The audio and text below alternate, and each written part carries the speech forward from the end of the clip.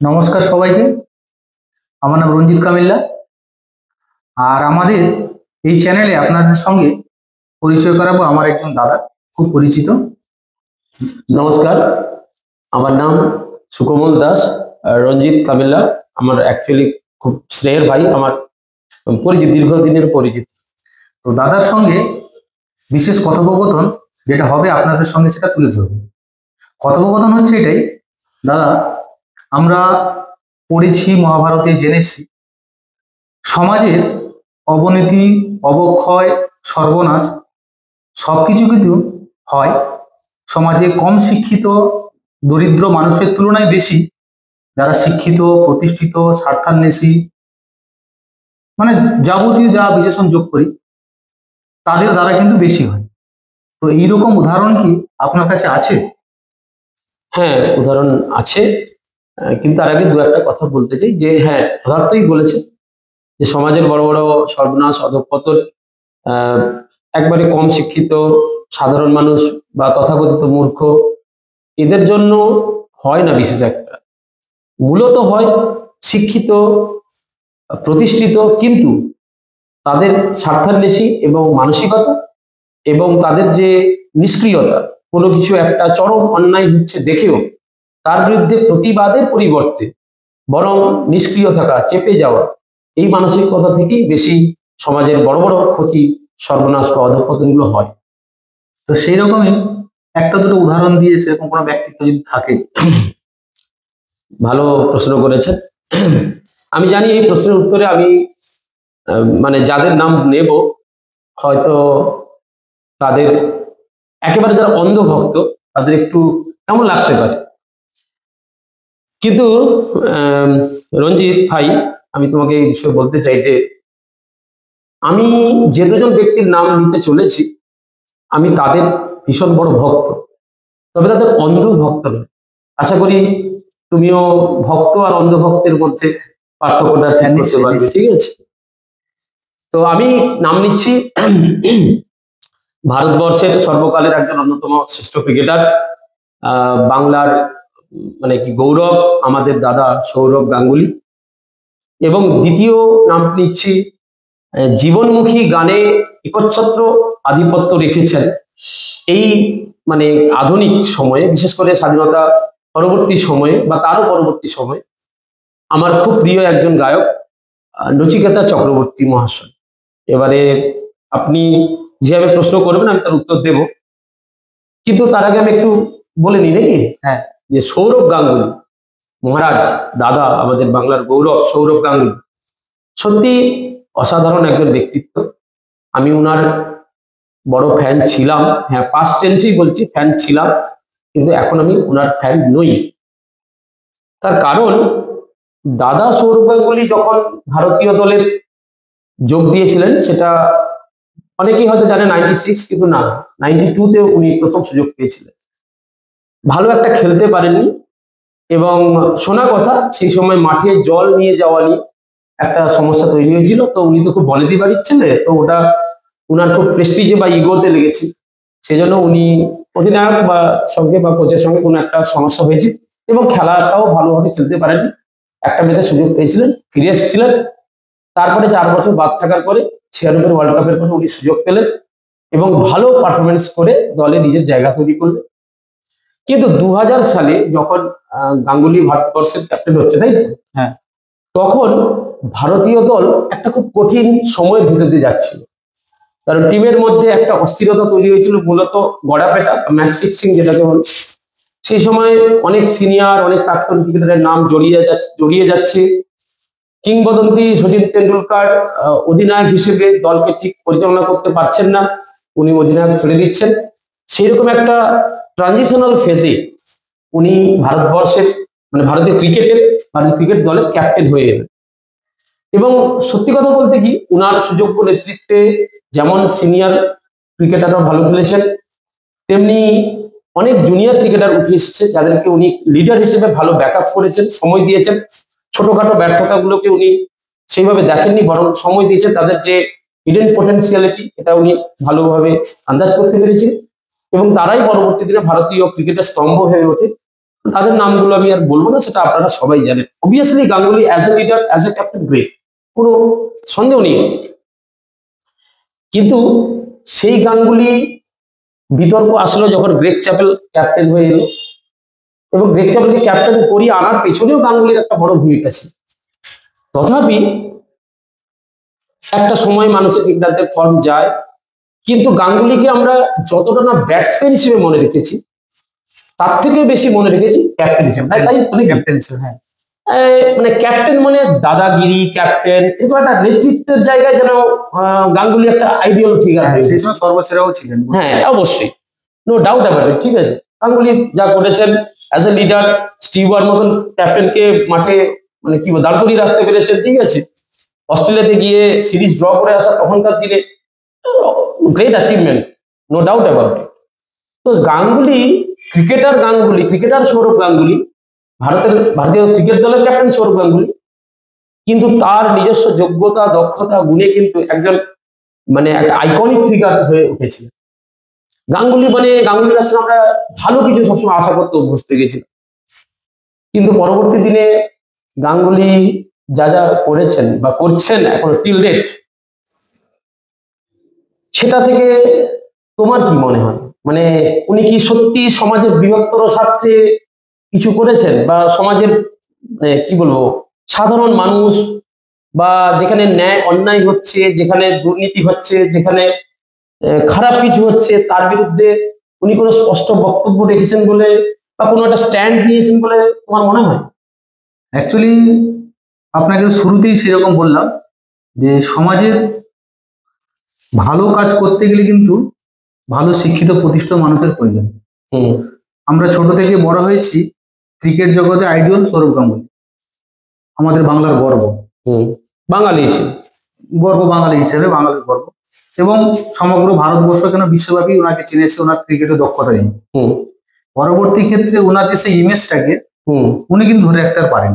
মানে ইমেজটা বলতে তুমি যেটা বলতে চাইছো যে একটা স্বচ্ছ ইমেজ, যেটাকে ক্লিয়ার ইমেজ বলে, ঠিক আছে, সেই ক্লিয়ার ইমেজ দিয়ে উনি কিন্তু মানে বাঙালি তো ওনাকে শুধু ক্রিকেটার নয়, একটা আইকনিক ফিগার হিসেবে দেখেছে।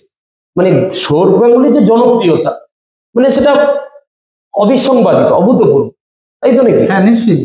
মানে একটা ব্যক্তিত্ব একটা বজায় থাকে, তো মানুষের ব্যক্তিত্ব মানে ওর মধ্যে স্বচ্ছতা, সততা থাকে, মানে বাঞ্ছনীয়, মেরুদণ্ড সোজা রাখার ব্যাপারটা, মানে প্রতিবাদ হলেই যেন মুখরিত হয়। হ্যাঁ, কিন্তু সেই জায়গায় থেকে হয়তো তাকে দেখতে পাচ্ছি না।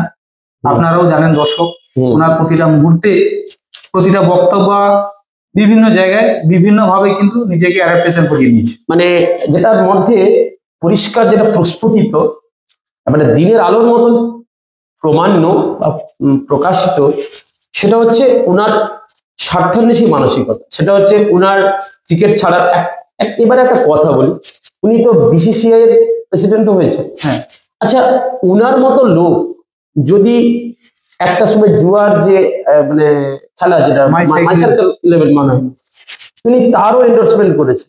আচ্ছা, সৌরভ গাঙ্গুলির মতো লোক যদি মাঠে নেমে ক্রিকেট খেলার কথা বলতো, শরীর চর্চার কথা বলতেন, সেটা যতটা না যুব সমাজকে ভালোর দিকে নিয়ে যাবে, যদি সৌরভ গাঙ্গুলির মতন একটা আইডিয়াল আইকনিক ফিগার তিনি যদি ইয়াং জেনারেশনকে আরো বেশি মানে প্রমোট, মানে উৎসাহিত করেন, মানে এটা উনি করছেন কিসের জন্য? নিশ্চয়ই উনি এন্ডোর্সমেন্ট করছেন, মানে একটা হিউজ টাকা ওখান থেকে উনি পাচ্ছেন। কিন্তু এইখানেই সৌরভ গাঙ্গুলির সঙ্গে আমার মনে হয়, আপনিও এগ্রি করবেন, যে রাহুল দ্রাবিড় বা সচিন তেন্ডুলকারের একটা পার্থক্য রয়েছে। সচিন তেন্ডুলকারকে বহুত দিন আগে টোবাকো কোম্পানি বা অ্যালকোহল কোম্পানি কিন্তু অনেক টাকার বিনিময়ে অ্যাডভার্টাইজমেন্ট করার কথা বলেছিল, কিন্তু সচিন তেন্ডুলকার একটা সময়ে তার বাবাকে প্রতিশ্রুতিবদ্ধ ছিলেন যে না, আমি কোনোদিন, তার বাবাই তাকে বলেছিলেন এবং এগ্রিও করেছেন যে তোমাকে দেখে সারা ভারতবর্ষ ক্রিকেটটাকে, একটা প্রজন্মের পর তোমাকে দেখে ক্রিকেটটাকে ভালোবাসতে শুরু করবে, ক্রিকেটটা ফলো আপ করবে। তাই তুমি এমন কিছু জিনিসের বিজ্ঞাপন করো না যেটা উঠতি প্রজন্ম বা যারা ইয়াং জেনারেশন তারা ডিরেলড হয় কোনো, তাই তো নাকি? এটাই মধ্যে সৌরভ গাঙ্গুলি যেটা করলেন কি, যে না উনি মানে আবার সবচেয়ে বড় কথা, উনি বিসিসিআই প্রেসিডেন্ট, ভারতীয় ক্রিকেট বোর্ডের সর্বময় কর্তা বলা হয় বিসিসিআই প্রেসিডেন্ট। নিশ্চয়ই তিনি সে সময় দাঁড়িয়ে কি করছেন না মাই সার্কেল লেভেল, অর্থাৎ হয়তো আমি মানে সামান্য ভুল হতে পারে, হয়তো তার একটু আগে বা একটু পরে হবে, কিন্তু করেছেন fact। কিন্তু যেটা গ্রেট রাহুল দ্রাবিড়কে বা সচিন তেন্ডুলকরকে আমরা করতে দেখিনি, মানে অ্যাটলিস্ট ইন রিসেন্ট টাইমস, তাই তো নাকি? নিশ্চয়ই। তারপরে আরজিকর কাণ্ড, আরজিকর কাণ্ড নিয়ে ওনার যে statement along with his wife, যে স্টেটমেন্ট গুলো শুনেছেন তো নাকি? হ্যাঁ নিশ্চয়ই শুনেছি। যে সেই স্টেটমেন্ট গুলো কি মানে এত বড় একটা অন্যায়, এত বড় একটা দুর্নীতি, এত বড় একটা মিথ্যাচার, সেখানে তিনি প্রকাশ্যে একটা এমন কিছু মন্তব্য করতে পারতেন না, এমন কিছু বয়ান দিতে পারতেন যে বয়ানটা মানে কি বলবো সকলের কাছে গ্রহণযোগ্য। তিনি তা না করে তিনি একটা কমপ্লিকেটেড, এবং কমপ্লিকেটেড নয়, ওটা মানে অবশ্যই নিন্দনীয় এরকম টাইপেরই মন্তব্যটা করেছেন। আমার এক্সাক্ট কোটেশনটা মনে নেই, বাট এটা হয়েছে, এটা মানে আশা করি জনগণ দেখেছে বা শুনেছে, ঠিক আছে। তারপরে হচ্ছে কি যে এখানে উনি শিল্পপতি পুঁজি, মানে আমরা শিল্পপতি সৌরভ গাঙ্গুলির কথা আমরা জানতে পারছি নাকি, কিন্তু আমরা বুঝতে পারছি, আমরা যারা পশ্চিমবঙ্গে থাকি তারা আমরা সকলেই জানি যে ঠিক পশ্চিমবঙ্গের শিল্পটা ঠিক কোন জায়গায় আজকের দিনে দাঁড়িয়ে আছে। তো যেখানে শিল্প ব্যবস্থাটা অলমোস্ট ডোলড্রাম কন্ডিশনে চলে যাচ্ছে নাকি, সেখানে তিনি যুক্ত হয়েছেন স্পেনে না কোথায় একটা, তাই তো? হ্যাঁ। তো সেই শিল্পের কি গতি প্রকৃতি, তাদের সেখানে কত কি কাজ হয়েছে, বাংলার শিল্পের কি উন্নতি হয়েছে আমি জানি না এখন, মানে আমার হয়তো সঠিক তথ্য নেই, বাট এই জাতীয় জিনিসগুলো, এই জাতীয় বিষয়গুলো সৌরভ গাঙ্গুলির কাছ থেকে যেন কাম্য ছিল। অথচ এক সময় তিনি বিসিসিআই প্রেসিডেন্ট হয়েছেন খুব কম বয়সে, তারপরে উনি আবার আইসিসিতে যাওয়ার চেষ্টা করেছিলেন, কিন্তু সেখানে যেটা মানে আনঅফিসিয়ালি আমি বলছি যে ওনাকে একটু বলা ছিল যে ধৈর্য ধরতে হবে, সময় আছে, you have lots of time in your hands, ঠিক আছে, বয়স আছে, কোয়ালিটি আছে, পার্সোনালিটি আছে, তো ঠিক আছে। কিন্তু যেই হলেন, মানে যেই তাকে অ্যালাউ করা হলো না, উনি, তাই তো নাকি? হ্যাঁ নিশ্চয়ই। উনি কি করলেন যে সেখান থেকে সরে এলেন, ঠিক আছে। তারপরে তো এই চারদিকে তার তো বিভিন্ন রকম যে কাজবাজ গুলো, যেখানে চাকরিহারা বা ন্যায়ের জন্য যারা আন্দোলন করছে তারা চেয়েছিল, ওনাকে পাশে চেয়েছিল, তাই নিশ্চয়ই চেয়েছিল। উনি গেলেন না, কিসের জন্য গেলেন না, না ওখানে একটা রাজনীতির গন্ধ উনি খুঁজে পেলেন, তাই। অথচ বীরভূমের একজন ব্যক্তিত্ব, একজন মানে কি বলবো, ব্যক্তিত্বটাকে আপনি জানেন তো, বীরভূমের সেই বিখ্যাত যে ছুটিয়ে লাল করে দেবো, ঠিক আছে, তো তার কোনো একটা সভায় মানে দেখা যাচ্ছে আমাদের এই বাংলার মহারাজ, ঠিক ঠিক দাদা সৌরভ গাঙ্গুলিকে দেখা যাচ্ছে নাকি? হ্যাঁ নিশ্চয়ই। তো যেখানে মানে চাকরিহারা বা চাকরি পাচ্ছে না, বেকারত্ব, কর্মসংস্থানহীনতার জন্য বিভিন্ন কারণে আন্দোলন করছে, তাদের পাশে দাঁড়িয়ে যদি আমাদের মহারাজ দাদা সৌরভ গাঙ্গুলি একটা স্ট্যান্ড নিতেন, তাহলে আমার মনে হয় যে সেটা খুব ভালো একটা পজিটিভ মেসেজ যেত টুয়ার্ডস সোসাইটি, ঠিক আছে। তিনি সেটার মধ্যে গেলেন না, কারণ বিতর্কে জড়াবেন, আসলে বিতর্ক নয়, এটা দেখা গেছে আজকে। মানে আপনি প্রসঙ্গটা এনেছেন বা আমিও এই বিষয়টা নিয়ে ভেবেছি, তাই বলছি যে যখন লেফট্রন সরকার ছিল তখন অশোক ভট্টাচার্য ছিলেন ওনার খুব কাছের মানুষ, খুব প্রিয় মানুষ ছিলেন। তারপরে পালাবদল হয়, সময়ের সঙ্গে সঙ্গে পালাবদল হয়, নতুন সরকার পশ্চিমবঙ্গে এসেছে। তারপরে তিনি ওই কলকাতার সারাউন্ডিংসে বিভিন্ন রকম ওনার যে বিজনেস স্কুল বা মাল্টিন্যাশনাল স্কুল, ইন্টারন্যাশনাল স্কুল, এই সমস্ত রকম বিষয়ের জন্য ওনার দরকার ছিল। উনি কার স্বর্ণাপন্ন হয়েছেন, কিভাবে স্বর্ণাপন্ন হয়েছেন, কতটা স্বর্ণাপন্ন হয়েছে, সেটা জনার্দন জানে, ঠিক আছে। তারপরে দেখা গেছে একটা সময় ঠিক মানে বিসিসিআই প্রেসিডেন্ট হওয়ার আগে আগে অনুরাগ ঠাকুরের সঙ্গে একটা সখ্যতা আমরা দেখতে পাই না, ঠিক তো? হ্যাঁ নিশ্চয়ই। সেখানে দেখা যায়। তারপরে আমাদের আমাদের মাননীয় মন্ত্রী অমিত শাহ মহাশয় ওনার বাড়িতে এসেছেন, ডিনার করেছেন, ঠিক আছে। তারপরে যখন কোনো একটা দল থেকে, অলিখিতভাবে বলছি, কোনো একটা দল থেকে উনাকে মুখ্যমন্ত্রী টাইপ প্রজেকশন করা হয়, তখন কিন্তু উনি জড়াননি, উনি রাজনীতিতে, প্রত্যক্ষ রাজনীতিতে আসতে চান না, ভালো। কিন্তু প্রত্যক্ষ রাজনীতিতে না এসেও সমাজের জন্য, সত্যি সমাজে যেখানে বড় অন্যায় হচ্ছে, বড় অপরাধ হচ্ছে, সেগুলো নিয়ে কি কিছু বলা যায় না? আপনি কি মনে করেন? বলা যায়, কিন্তু উনি বলবেন না, কারণ নিজের স্বার্থটাকে বড় করার জন্য হুম সমাজে বিভিন্ন সময়ে বিভিন্ন রাজনৈতিক দলের সঙ্গে জড়িত।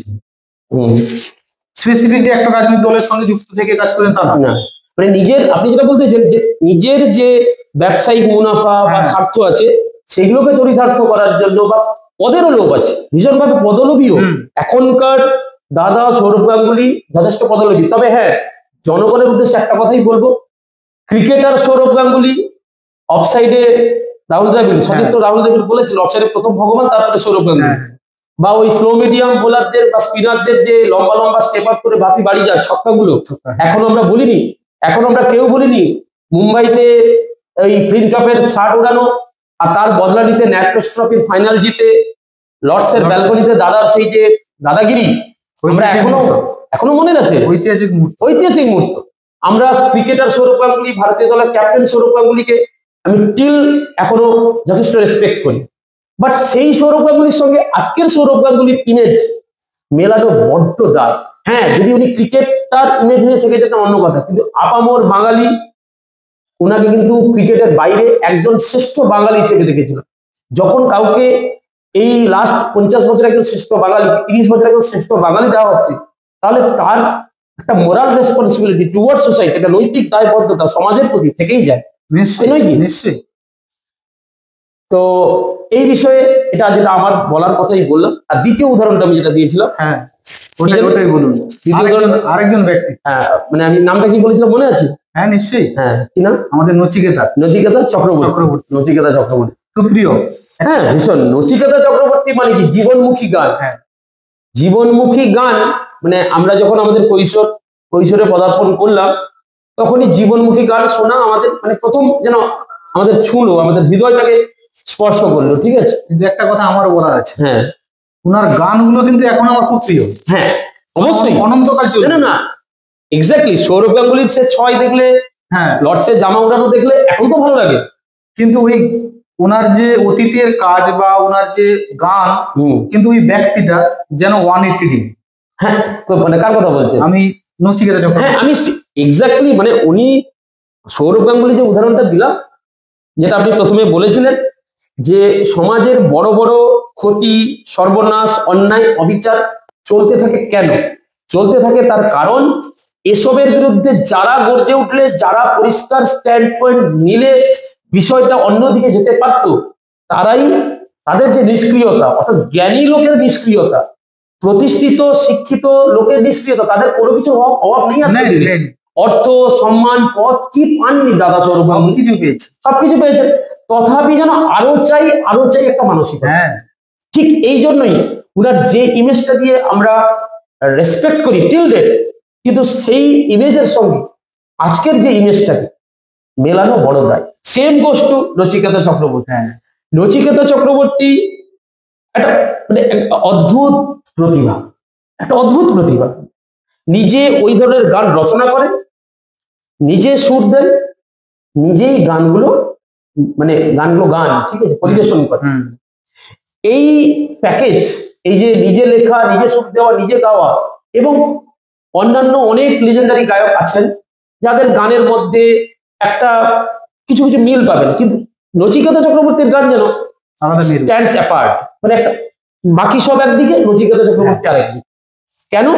উনি জীবনের কথা বলছেন, যে জীবনমুখী গানের কথা বলছেন, সেই জীবনমুখী গানের মধ্যে কি আছে না, ন্যায়, নীতি, সততা, দুর্নীতিটাকে তুলে ধরেছেন উনি গানের মাধ্যমে, যে কি করে কি সব জায়গায় হচ্ছে দুর্নীতি, কেমন লেভেলে হচ্ছে, কিভাবে মানুষের নৈতিকভাবে মানুষ পথভ্রষ্ট হচ্ছে, মানুষের নীতিবোধ হারিয়ে যাচ্ছে, মানুষের বিবেক হারিয়ে যাচ্ছে, তাই তো নাকি? হ্যাঁ, আঙুল দিয়ে দেখান। সেইগুলো গানের মাধ্যমে, গানের কথার মাধ্যমে, গানের সুরের মাধ্যমে, গানের প্রকাশের মাধ্যমে উনি কিন্তু তুলে ধরেছিলেন। এবং উনার গান আমাদের আপামর বাঙালির ঘরে ঘরে বেজেছে একটা সময়, এখনো বাজে, এখনো বাজে। এখনো নচিকেতার গান শুনলে দেখে যা কিছুকে আছে, ইজিকে অরিন্দম, চোর চোর চোর, বা আরো যে যারা একটু আবার রোমান্টিক গানও কিছু কিছু আছে, ঠিক আছে, নীলাঞ্জনা, হ্যাঁ, সেই এরকম অনেক কিছু আছে। তো নচিকেতা চক্রবর্তীর গান মানে মানে মানুষ থমকে দাঁড়িয়ে যাবে না, মানুষ শুনবে না, কারণ ওই গানের মধ্যে একটা আলাদা প্রাণ আছে, আলাদা আবেদন আছে। কিন্তু সেই নচিকেতা চক্রবর্তী যে একটা নিজের গুণেই একটা ইমেজ তৈরি করেছিলেন, যে ইমেজটা কি না প্রতিবাদ, প্রোটেস্ট। প্রোটেস্ট কিসের প্রোটেস্ট? না সমাজে যে অন্যায় অবিচার হচ্ছে, যে দুর্নীতি হচ্ছে তার বিরুদ্ধে প্রোটেস্ট, তাই তো? নিশ্চয়ই। তারপরে উনার যে এই যে বৃদ্ধাশ্রমের উপর গানটা, তাই তো নাকি? নিশ্চয়ই। সেখানে উনি কি তুলে ধরেছেন, যে কিভাবে প্রতিষ্ঠিত শিক্ষিত ছেলেমেয়েরা একটা সময়ের পর বাবা মাকে বোঝা মনে করে বৃদ্ধাশ্রমে রেখে দিয়ে আসছেন। সেই গান শুনলে এখনো যেন একটা সমাজের যেটা বড় ক্রাইসিস সেই গানের মাধ্যমে ফুটে ওঠে, তাই তো? তারপরে ওই যে কি যেন আছে, আজকে যে কয়লা মন্ত্রী কালকে সে শিক্ষামন্ত্রী, আজকে সে কয়লা ঝাড়ে কালকে সে শিক্ষার দপ্তর কাগজপত্রে এটা ওটা করে। এই গানের মাধ্যমে তিনি যে সিস্টেমেটিক ক্রাইসিস বা সিস্টেমের মধ্যে যে করাপশন সেটাকে তুলে ধরেছেন। কিন্তু সেদিনের বা এখনো সেই গায়ক, সুরকার, গীতিকার নচিকেতা চক্রবর্তীর যে ইমেজ উনি নিজেই তৈরি করেছেন, জনপ্রিয়তা অর্জন করেছেন, মানুষের অন্তরে জায়গা করে নিয়েছেন, ভালোবাসা পেয়েছেন, সেই ইমেজের সঙ্গে আজকের নচিকেতা চক্রবর্তীর অ্যাক্টিভিটি, বয়ান বা তার যে কোনো জিনিসের তোষণ, কোনো পক্ষের তোষণ, সেগুলো কি মেলানো যায়? কখনো না। কি মনে হয় সেইগুলো দেখে? এই তো ব্যক্তি, না না না, আমি সৌরভ গাঙ্গুলি সম্পর্কে শুনেছিলাম, বাট এ বিষয়ে কি স্ট্যান্ড পয়েন্ট, মানে নচিকেতার কি কমতি ছিল যেটা প্রাপ্তির জন্য তাকে এতটা তার তৈরি করা ইমেজ থেকে নিজেকে সরে যেতে হলো? দেখুন কমতি তো কোনোদিন তোর ছিল না। অ্যাটলিস্ট টাকা হয়তো সৌরভ গাঙ্গুলির মতো না হতে পারে, কিন্তু ভালোবাসা যদি হয়, সমাজ তাকে অনেক একটা অন্য জায়গায় রেখেছিল। নচিকেতা মানে এখনো গ্রাম বাংলার ভেতরে নচিকেতা, যেমন একটা উদাহরণ বলি, যদিও এইখানে আলোচ্য উদাহরণ নয়, রঞ্জিত মল্লিক। আমরা যারা ছোটবেলায় 80-90 দশক বা সেই সময় যারা আমরা জন্মেছি বা বড় হয়েছি, আমরা জানি রঞ্জিত মল্লিক মানে একটা প্রতিবাদ, একটা সততার কথা, একটা অন্যায়ের বিরুদ্ধে প্রতিবাদ, একটা ন্যায়ের মূর্তি, একটা আদর্শের ভাবমূর্তি, তাই তো? কিন্তু সেই রঞ্জিত মল্লিককে যদি দেখি, দেখিনি এখনো পর্যন্ত, আমার নজরে আসে। তোমার কি নজরে এসছে? হ্যাঁ, রঞ্জিত মল্লিক হয়তো বিরাট কিছু সামনে এসে অনেক বড় অন্যায়ের বিরুদ্ধে গর্জে ওঠেনি, কিন্তু এটা যেমন ঠিক, তিনি রঞ্জিত মল্লিক নিজের তৈরি করা ইমেজ ভেঙে কারণ কোন শক্তির পদলেহন করেছেন, তাই তো নাকি? কোন শক্তির চাটুকারিতা করেছেন, কখনো নজর এমন ইমেজ কিন্তু রঞ্জিত মল্লিকের সম্পর্কে অন্তত আমার জানা নেই। তোমার কি জানা আছে? না, কখনো আমিও দেখিনি। দেখেন না, তার মানে ওই ইমেজটা ঠিক আছে। সৌরভ গাঙ্গুলি কিছু প্রতিবাদ যদি নাও করতেন, নচিকেতা যদি প্রতিবাদ নাও করতেন, যদি ওনারা ওনাদের, ধরুন সৌরভ গাঙ্গুলি ক্রিকেট, নচিকেতা চক্রবর্তী যদি গান নিয়ে থাকতেন, গানের মধ্যে আবার সে যদি প্রকাশ করাতেন, তাহলে কিন্তু উনাদের নিজেদের গুণে তৈরি করা নিজেদের ইমেজটাকে আমরা আরো সম্মান, শ্রদ্ধা, ভালোবাসা দিয়ে ভরিয়ে দিতাম নিশ্চয়ই। কিন্তু ইনস্টেড পরিবর্তন কি হচ্ছে না, উনারা নিজেদের গুণে ওদেরকে, সৌরভ গাঙ্গুলি আন্তর্জাতিক ক্রিকেটে এতবার কামব্যাক করেছেন, এটাকে কামব্যাক ম্যান বলা হয়, কিন্তু কামব্যাক করে নিজেকে বারবার মানে প্রমাণ করেছেন, প্রতিষ্ঠা করেছেন, তার নিজের গুণে নিজের জায়গা তৈরি করেছে। নচিকেতা চক্রবর্তীও তাই নিজের গুণে নিজের জায়গা তৈরি করেছে। কিন্তু দুর্ভাগ্য কি স্বার্থ, নিশ্চিত যে স্বার্থান্বেষী মানসিকতা থেকে এগুলো, ঠিক আছে, যার জন্য নিজেদের ইমেজ ভেঙে নিজেরা আবার এমন ইমেজ তৈরি করেছে যে ইমেজের সঙ্গে ওনাদের পূর্বের ইমেজে কোনো খুঁজে পাওয়া যায়। মনে রাখবেন, এটা কিন্তু কোনো বিবাহ নয়, যেটা ব্যক্তিগত ব্যাপার। একটা বিবাহ ব্যক্তিগত ব্যাপার হতে পারে, কিন্তু ওনারা যে অ্যাক্টিভিটি গুলো করাচ্ছেন, ওনাদের যে বর্তমান যে চিন্তা ভাবনা, সমাজ দর্শন, যে বয়ান, যে পদক্ষেপ গ্রহণ করছেন, যে কোন যে সমস্ত পক্ষের সঙ্গে ভিড়ে যাচ্ছেন, মিশে যাচ্ছেন, মিলে যাচ্ছেন, সেটা কিন্তু পূর্বের ইমেজের সঙ্গে যায়।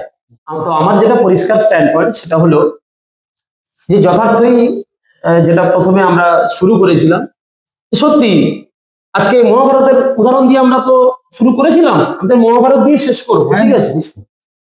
মহাভারতে এত বড় অন্যায় অবিচার হচ্ছে, যেখানে পাণ্ডবদের উপর এত বড় অন্যায় অবিচার হচ্ছে কৌরব পক্ষ থেকে, অথচ গুণীজন কারা? পিতামহ ভীষ্ম। গুণীজন কারা? কৃপাচার্য। গুণীজন কারা? গুরু দ্রোণাচার্য। এরা সকলে, মানে আরো তো উদাহরণ অনেক নাম আছে, আমি জাস্ট এই তিনজন ব্যক্তির উদাহরণ দিলাম। এই তিনজন ব্যক্তি কি জানতেন না কৌরব পক্ষের দোষ, অন্যায়, অপরাধ? তথাপি কৌরব পক্ষ অবলম্বন করেছিলেন। যদি এই তিনজন ব্যক্তি একেবারে শুরুতেই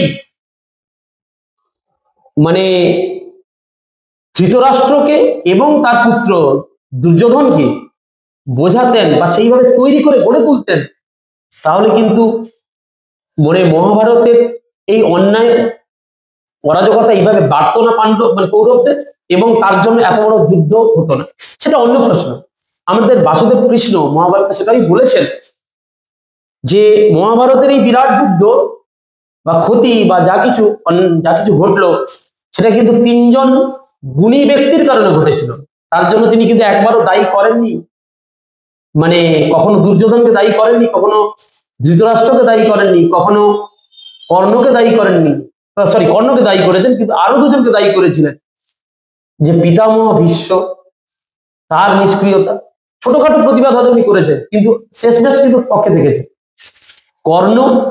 কর্ণেরও একটা অত জ্ঞানী ছিলেন, তিনিও সবকিছু বোঝার ক্ষমতা রাখতেন, তথাপি একটা অন্ধ বন্ধুপ্রীতি সেই সমস্ত জায়গাতে এইভাবে তিনি বলেছেন যে এই সত্যে উপনীত হয়েছে যে এই সংসারে বড় বড় অন্যায় অপরাধ সমাজের বুকে যে ঘনীভূত হয়ে ওঠে এবং সেটা পরপর বাড়তে থাকে, সেটা সাধারণ কম শিক্ষিত তথাকথিত মূর্খ বা কম জ্ঞান সম্পন্ন মানুষের জন্য নয়, সেগুলো বাড়তে থাকে মূলত প্রতিষ্ঠিত জ্ঞানী মানুষের স্বার্থান্বেষী মানসিকতা, শয়তান মানসিকতা বা তাদের কোনো ক্ষুদ্র স্বার্থ চরিতার্থ করার জায়গা থেকে এগুলো বাড়তে থাকে।